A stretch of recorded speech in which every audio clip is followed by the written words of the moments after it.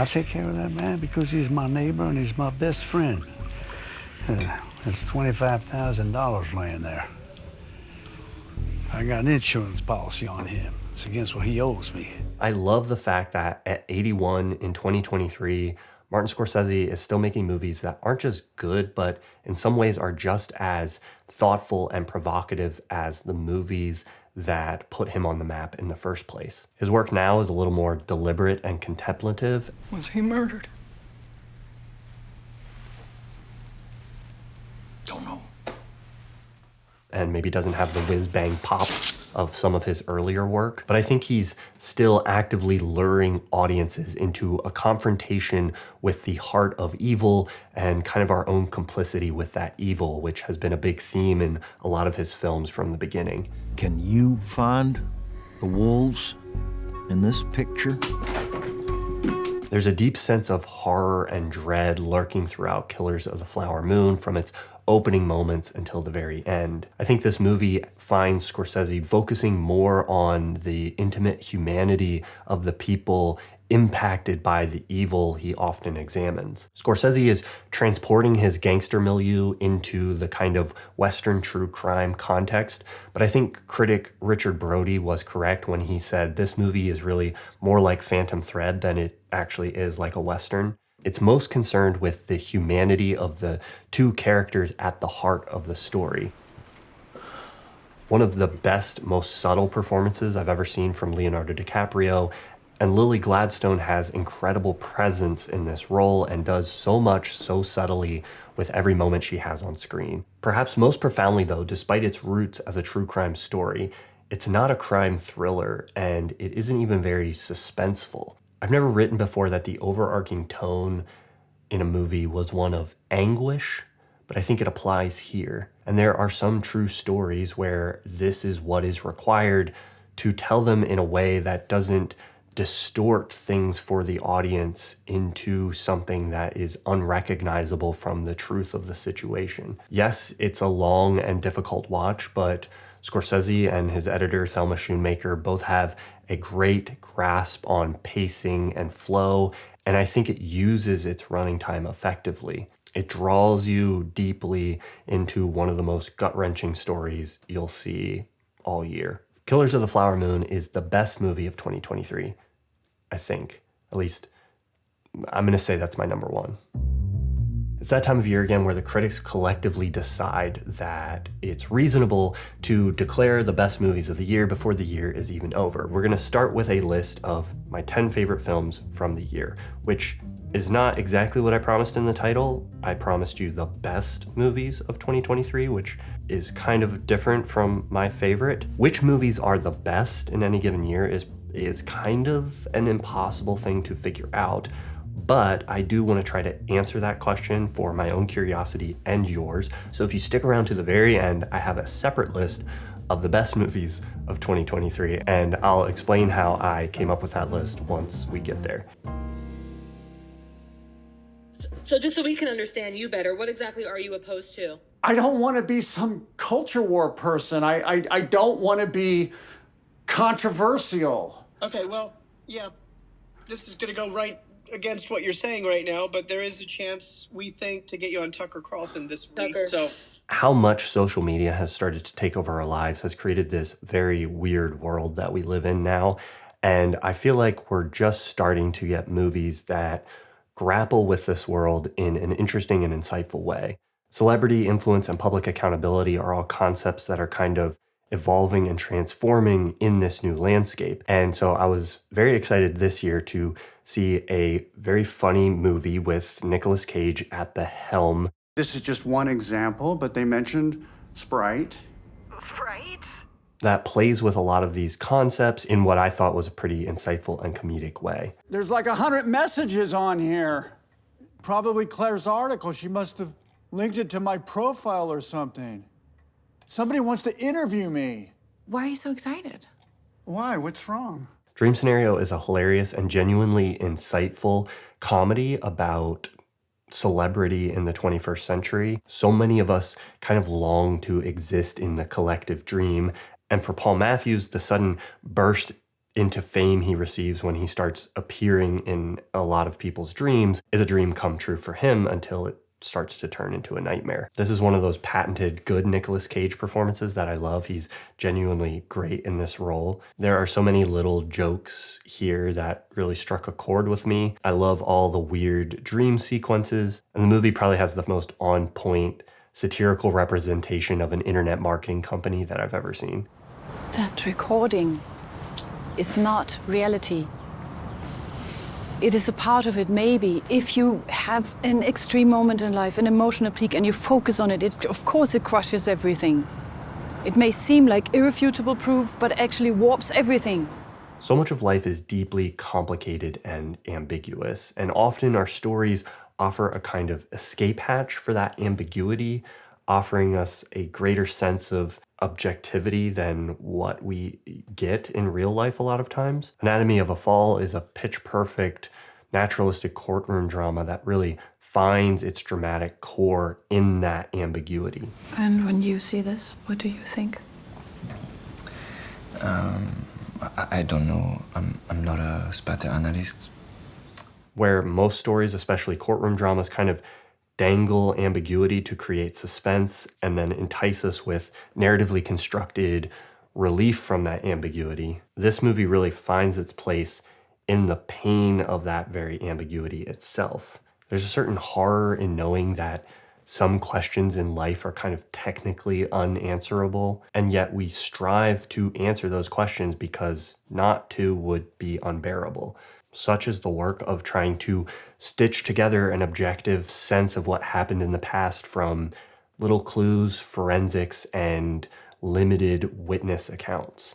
Anatomy of a Fall is impeccably crafted and well performed. It really never dragged or missed a beat for me. One of the biggest reactions I felt from a crowd in a theater all year was during a very small moment in Fallen Leaves. And it was a reminder that when a movie has a smaller dramatic landscape and smaller stakes, if it's made well, the dramatic gestures in the movie don't actually feel smaller or less significant. Instead, they kind of expand to feel more profound. In Fallen Leaves, the dramatic thrust of the film rests on forgotten names, quiet encounters, and lost jobs. It's a deadpan dark romantic comedy from Finland that's a bit evocative of like a Jim Jarmusch movie, especially his older stuff. The lead performance from Alma Poisti is beautifully restrained, and this movie had probably my favorite use of music in any movie this year. One of the things I was really drawn to this year were movies that just had a great vibe that felt good to spend the running time within. And this is one of those. It's beautifully shot, there's great music, and it's not hitting you over the head with its existential profundity. It's also something incredibly rare these days, which is a movie that clocks in under 90 minutes. So if you need a quick, engaging watch that's as melancholic as it is funny and delightful, check out Fallen Leaves. Ja. Ouais. Perhaps the single shot that I've thought about the most from any movie this year is this very simple yet quietly powerful one from Past Lives.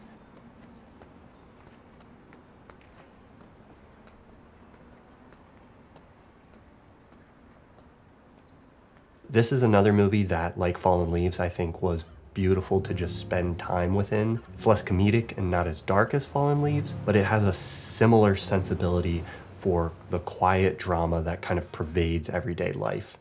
Are you attracted to him?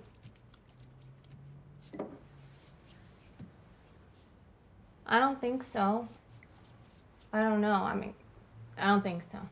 The film follows two characters over the span of decades, and it's a beautiful portrait of how we have an evolving relationship with our childhood and our past. Here, that relationship is represented through a lost romance. But even if you don't have a childhood romance that you've left behind, the sense of nostalgic wonder about how things would have been if you had taken a different path is something that I think we all face as we grow older and inevitably make choices that alter our lives in significant ways. It's an impressive directorial debut from Celine Song that, like Aftersun last year, cements this director as a name I will be looking out for in the future.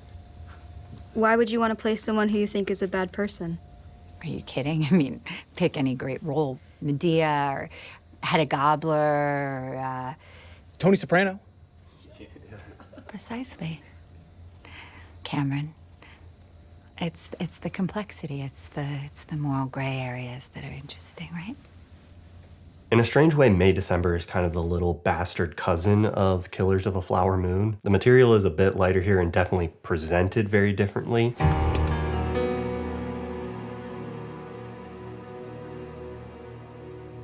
don't think we have enough hot dogs. But both movies are about how harm can masquerade as love and use a very interior perspective to examine that dynamic. They're also both kind of ultimately about how stories and film can sensationalize reality in a way that discards the victims. Todd Haynes' latest work is a strange little meta-modern piece, one that both luxuriates in kind of the craft of acting, even while it's critiquing and kind of deconstructing how that craft can be used in a very exploitative way. The movie is kind of a tonal chameleon. It sparked this huge debate on Twitter about what melodrama and camp are, which I'm not really going to get into here. But I will say, whatever it is doing, it seems to pull off its balancing act seemingly effortlessly, teetering between its funniest and most disturbing moments without flinching. The performances from the three leads here were some of my favorites of the year, and this might be a career best for Natalie Portman. Det her er mest naturligt. Hvad med bare sidde almindeligt?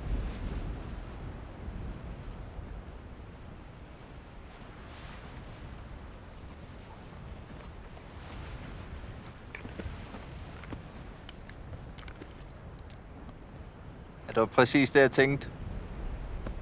Jeg tror, far blev meget glad for det her billede. Vil det være venlig at vente om?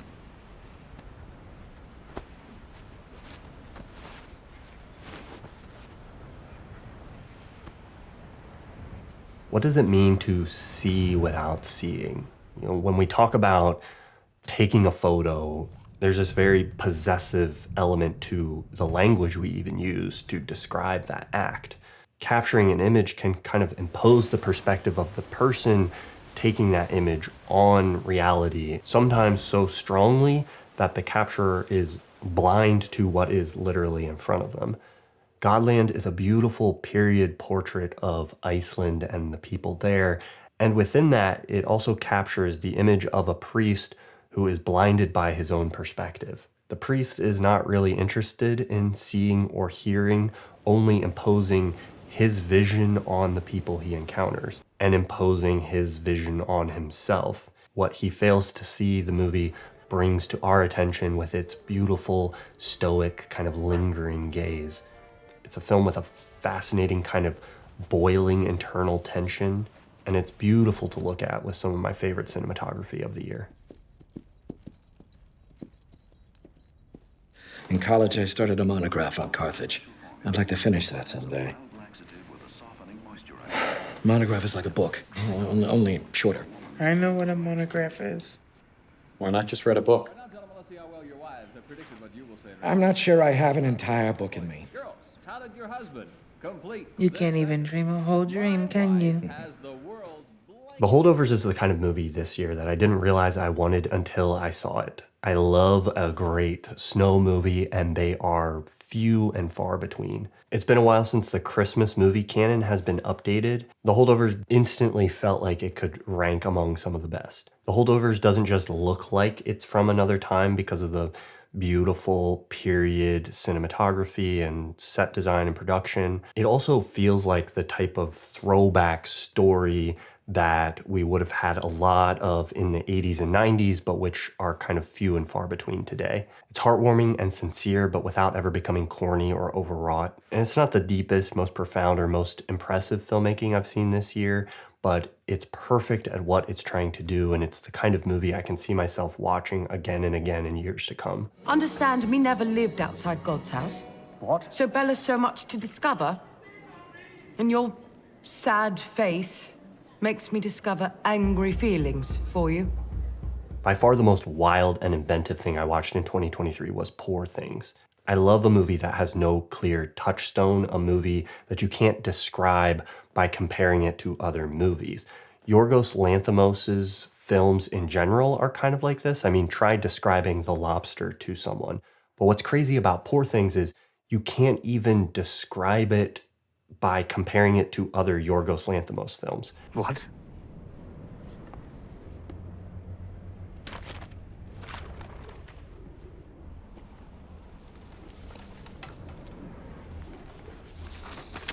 The range from a movie like The Killing of the Sacred Deer to Poor Things stylistically is just kind of absurd. Poor Things is probably the biggest swing I've seen in terms of just doubling down on absurdity since Everything Everywhere All at Once. And at least for me here, it's kind of working. The movie is grounded by this weird, technically very impressive performance from Emma Stone, where she's kind of evolves developmentally from infancy to adulthood throughout the course of the film. Mark Ruffalo is hilarious in this movie. The set design, costume design, and cinematography are all out of another world. But I will say this one definitely isn't for everyone. It's one of the grossest and darkest movies I've watched this year. Don't be fooled by sort of the candy-colored production design. If you don't have a stomach for other Yorgos Lanthimos films, this one will not be any different. It's ultimately a strange ode to the kind of chaos of the world and all the different ways we try to navigate that as we mature and grow as humans. No movie had me smiling and giggling maniacally in the theater the way The Boy and the Heron did, the new Hayao Miyazaki movie from Studio Ghibli. Getting to witness the magic of a new Miyazaki film in theaters was not something that I was expecting for 2023, but I was delighted to experience it. The movie as a whole, originally titled How Do You Live in Japan, has that sense of profound wonder that kind of sneaks up on you partway through the film in the way a lot of Miyazaki films do. It doesn't oversimplify its examination of life, childhood, trauma, and how we process those things, but it does explore them with a kind of childhood wonder that is as lighthearted as it is sincere. What I loved most, though, was just the absurd joy I got from just some of the beautifully silly ideas that are in this movie. I've never seen parakeets this scary, fascist, and goofy, and it's a great reminder that sometimes just imagination and beauty can be one of the most powerful elements of a film. You feel different? Hey, you feel different? Well, I don't feel anything at all. Me neither. If you've been following this channel for a while, you know I'm a big fan of Wes Anderson's work. I've made many videos covering his style and different films at length. And while I think his last few films have definitely driven his visual aesthetic to greater and greater heights, this year's movie, Asteroid City, for me, felt like an evolution in terms of how personal and thematically rich his storytelling can be. In some sense, it's a pretty chaotic film. It has this huge cast, so much is going on. It touches on a lot of things thematically, and it weaves in and out through all of these things as well as layers of narrative. But this chaos for me, like Everything Everywhere All at Once last year, captured something about the way the current world feels. And the movie is ultimately about the characters in the story navigating that chaos from the interior. It's a movie that keeps unfolding with more depth every time I watch it. I watched it a bunch of times and made a video earlier this year breaking down my interpretation of it. And even after doing all that and spending hours with the film examining it, there were still a lot of layers and elements to it that I didn't recognize until I saw other people talking about how they interpreted it. Wes Anderson's work continues to be polarizing, but I personally love it, and I'm glad he's doing his thing as boldly and unapologetically as he does. This is the movie that struck the deepest emotional chord for me personally this year, and it's the one I watched the most. And so you know what? This is my number one. I'm changing my mind. This is my number one movie. This year's list was more difficult for me to compile than last year's. There are so many movies that could have nudged their way onto this list on a different day if I was in a different mood while I was recording this. Barbie was way more profound and inventive than I was expecting from what is basically a toy commercial, and I was very impressed with what Greta Gerwig did within that framework.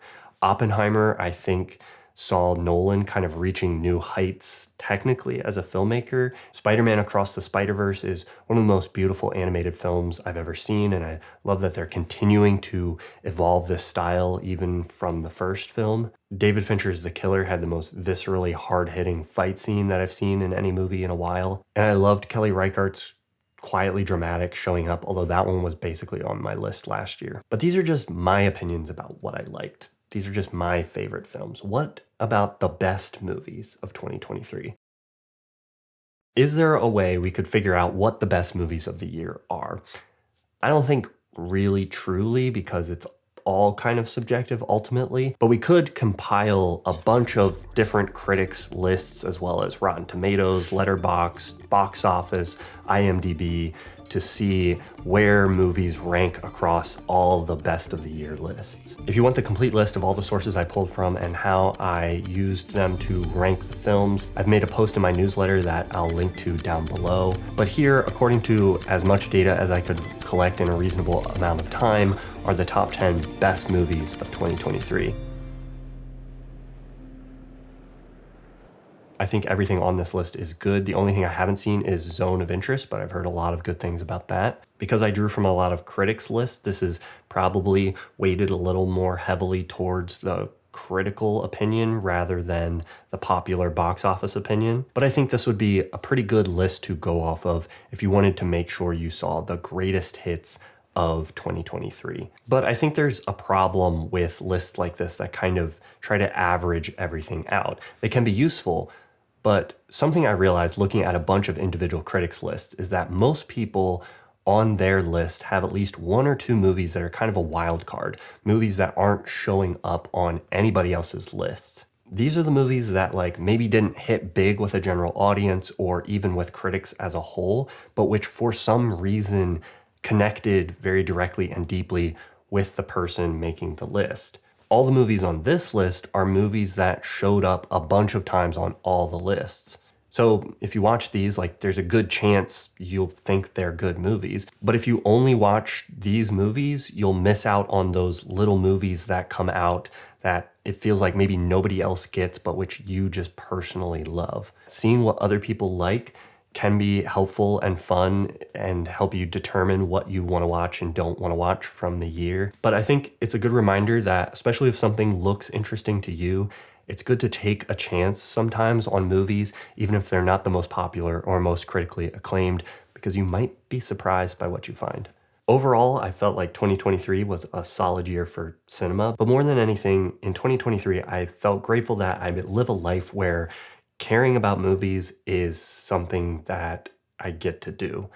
In so many ways, watching, creating, and caring about these stories is such a luxury and a privilege, and I'm really grateful that this is what I get to do for a living and that you've taken the time to join me here. And if there's a movie that's not in this video that you loved, I haven't had time to watch everything, so tell me and the other people in the comments why you loved it so much and why we should watch it. It's a season of giving, and if you're fortunate enough to be in a place where you can give to improve the lives of others, I think that's a great thing to do. But it's also really great to know that what you do give is having a real impact in the world. And sometimes it can be hard to figure out how the money that you donate to any one of the over 1.5 million nonprofit organizations in the United States is actually getting used. GiveWell, my sponsor for this video, is an organization that independently researches and evaluates charities. If you're like me and you're buying, say, a new piece of camera gear or any other significant purchase, you don't just trust the marketing of the company. I like to watch or read reviews from people who are actually testing that product in the real world. And GiveWell is basically filling this role for nonprofits. I'm excited to have GiveWell as the sponsor on my final video for 2023 for a couple reasons. First, I'm not actually selling you anything. All of GiveWell's resources and research is freely available. You can see it right now at givewell.org. And if you do choose to make a tax-deductible donation through GiveWell to any of the charities that they recommend, they don't even take a cut, so all of your money goes directly to that charity. Second, GiveWell is a resource that I've been using for years and one that I've found incredibly valuable and useful. I don't take sponsorships for things that I myself wouldn't use, so it's always exciting to me when something I've already been using comes along and wants to sponsor a video and I get to tell you about it. Over 100,000 people, myself included, have already used GiveWell to donate collectively more than $1 billion. GiveWell has spent over 15 years researching and evaluating charities, and they have a few that they recommend that they have found to have a high impact. Don't take my word for it though. If this sounds interesting to you, go ahead and take a look at GiveWell's research for yourself. And if it's your first time donating through GiveWell, if you tell them I sent you, there's a match on your donation up to $100 through the end of this year. Just go to givewell.org, and when you're making your donation, select YouTube from the How Did You Hear About Us box and enter Thomas Flight to get that donation match. Go to givewell.org or click the link right here to check it out. Thanks so much to GiveWell for sponsoring this video.